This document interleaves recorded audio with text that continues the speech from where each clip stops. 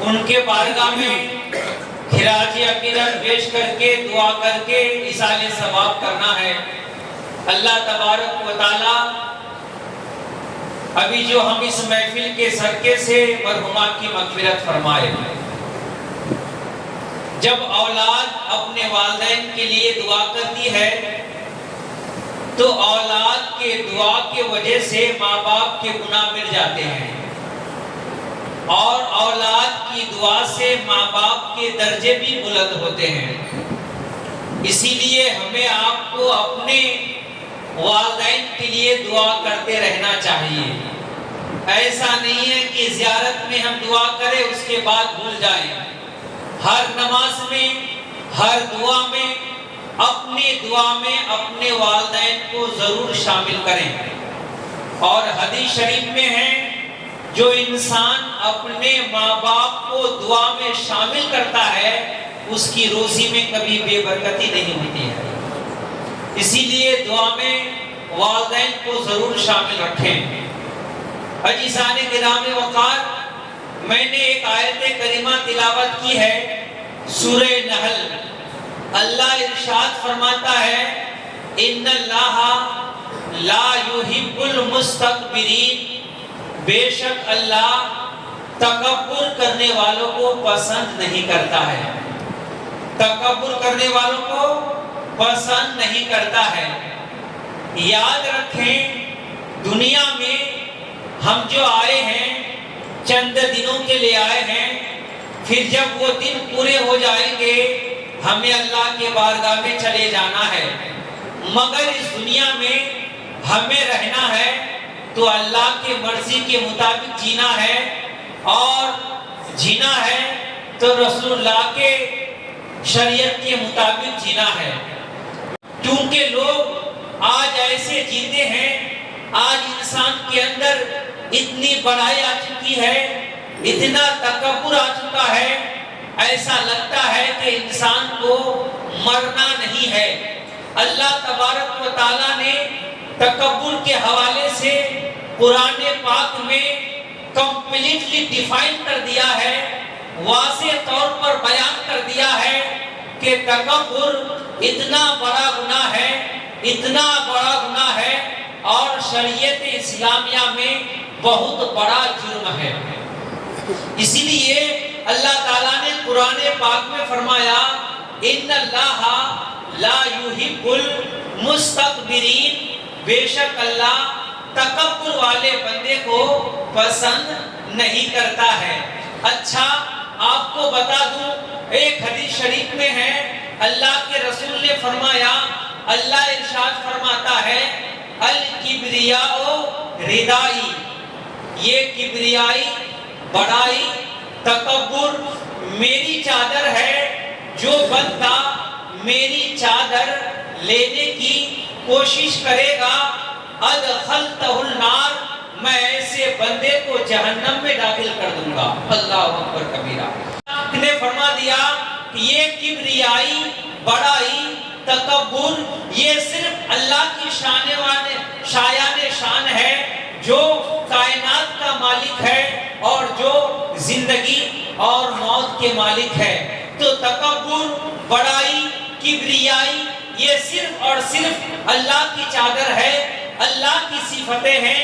انسان کو حق نہیں ہے کہ انسان اپنے آپ کو بڑا سمجھے۔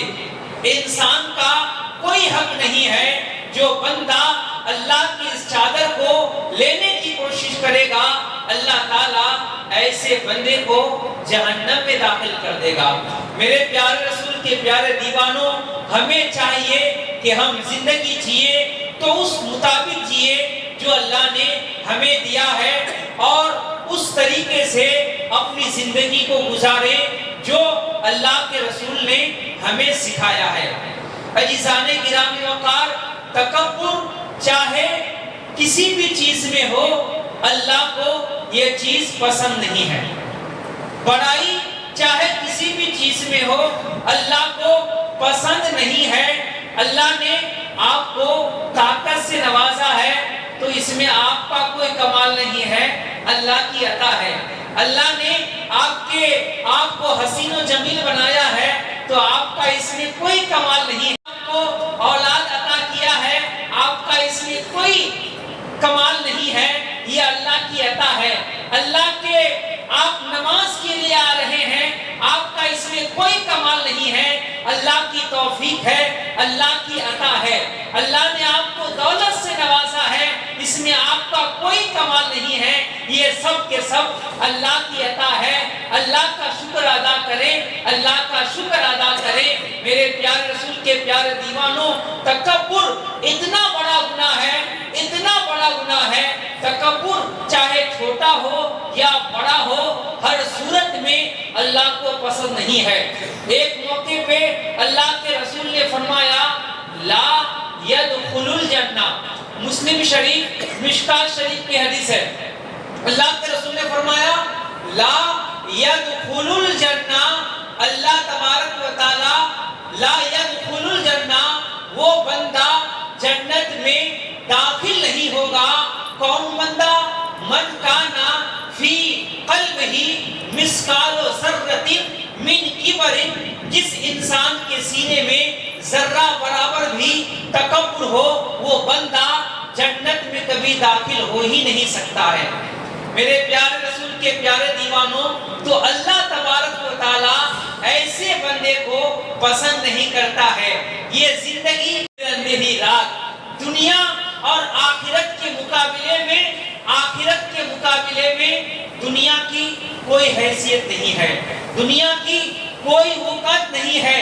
ہم ایسے جیتے ہیں، ایسا لگتا ہے کہ دنیا ہی سب کچھ ہے. اللہ کے رسول نے ایک موقع پہ سمجھایا کہ دنیا اور آخرت کیا ہے. جب اللہ کے رسول کے فرمان کے مطابق جب بندہ مومن دنیا کو اور آخرت کو دیکھ کر کے سمجھ لے کہ دنیا کی حقیقت کیا ہے، آخرت کی حقیقت کیا ہے، تو انسان کو دنیا میں رہنا پسند نہیں ہوگا.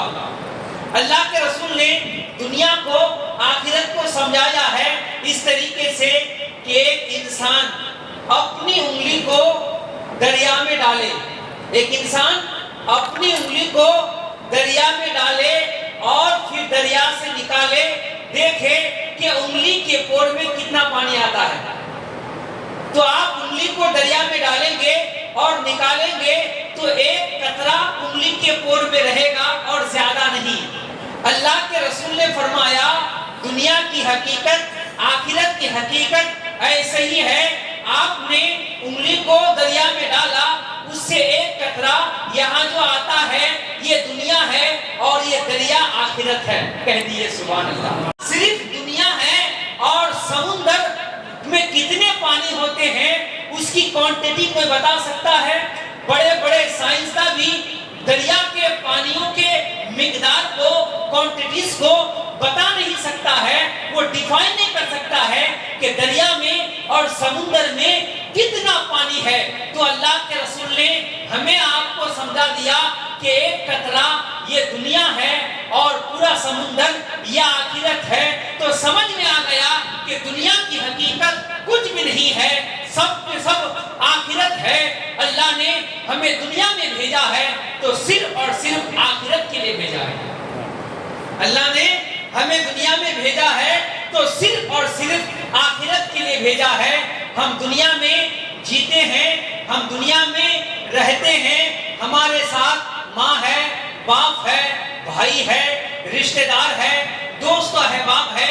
اللہ نے فرمایا وَاتُقُ الْحَقُّ حَقًّا حَقًّا، کہ تم ہر حقدار کو اس کا حق ادا کرو. تو دنیا میں ہم رہ کر باپ کو باپ کا درجہ دیں، بھائی کو بھائی کا درجہ دیں، بڑے بھائی کو بڑے بھائی کا درجہ دیں، چچا کو چچا کا درجہ دیں، اور پڑوسیوں کو پڑوسیوں کا حق دیں، رشتہ داروں کو رشتہ داروں کا حق دیں.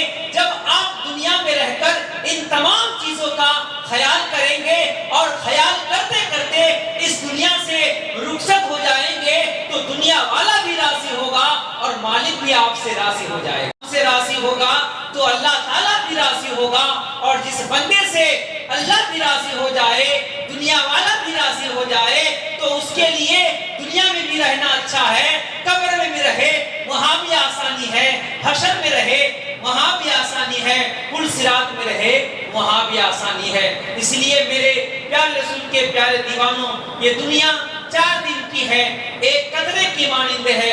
اس کو ہم سب کچھ نہ سمجھیں، بلکہ دنیا میں رہ کر آخرت کی تیاری کریں۔ اسی میں ہمارے لیے بھلائی ہے، ہمارے لیے کامیابی ہے۔ اور یاد رکھیں، جو میں نے بیان کیا، آپ چاہے کتنی ہی عبادت گزار کیوں نہ ہو، اپنے دل سے تکبر کو نکال دیں۔ اللہ نے فرمایا الکبریاء ردائی، تکبر میری چادر ہے، جو میری چادر کو لینے کی کوشش کرے گا ادخلتہ النار، میں اس کو جہنم میں داخل کر دوں گا۔ آپ نمازی ہیں، حاجی ہیں، غازی ہیں، عبادت گزار ہیں، سب کچھ ہے، مگر تکبر ہے تو سب کچھ بیکار ہے۔ ایک گناہگار بندے سے اللہ محبت کرتا ہے، اور ایک عبادت گزار بندہ ہے، عبادت گزار بندے سے اللہ پسند نہیں کرتا ہے۔ آپ سوچ سکتے ہیں کہ مولانا یہ کون سا فلسفہ ہے؟ آپ بتا رہے ہیں کہ عبادت گزار بندہ اللہ اس کو ناپسند کرتا ہے، گناہگار بندہ اس بندے سے اللہ محبت کرتا ہے۔ یہ فلسفہ کیا ہے؟ ذرا سمجھا دیں تو میں آپ کو سمجھاؤں۔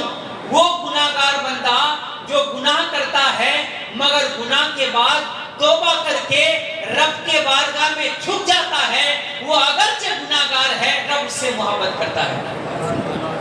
اور ایک بندہ جو عبادت گزار ہے مگر عبادت کرنے کے ساتھ ساتھ وہ اپنے آپ کو تکبر میں رکھا رہتا ہے، وہ اگرچہ عبادت گزار ہے اللہ اس سے پسند نہیں کرتا ہے۔ اسی لیے آپ اللہ کے بارگاہ میں جھک جائیے، آج اسی کے ساتھ زندگی گزاریں، ہر حقدار کو حق دیں، اسی میں ہمارے لیے آخر بھلائی ہے۔ وآخر دعوانا الحمدللہ رب العالمین۔ تو واسط قال اللہ تعالی فی شان حبیبہ الکریم ان اللہ لا يحب المستكبرین۔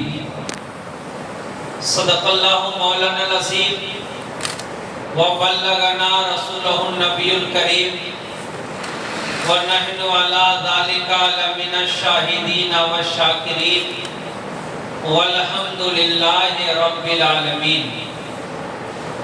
وقار کھے شہرانم اگتنی یا رسول اللہ، پریشانم پریشانم اگتنی یا رسول اللہ۔ شہاب کس نواسی کن طبیبہ چارہ ساسی کن، مریض درد سیانم اگتنی یا رسول اللہ۔ امداد کن اسبند غم آزاد کن، در و دین و دنیا شاد کن یا غوث اعظم دستگیر۔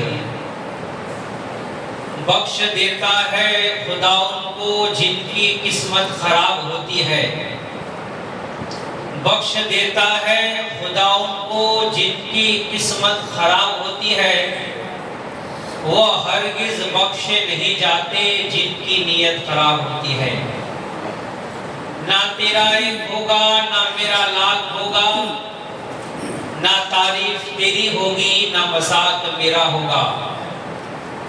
غرور نہ کر شاہ شریر کا یارو، یاد رکھنا تیرا بھی خاک ہوگا میرا بھی خاک ہوگا۔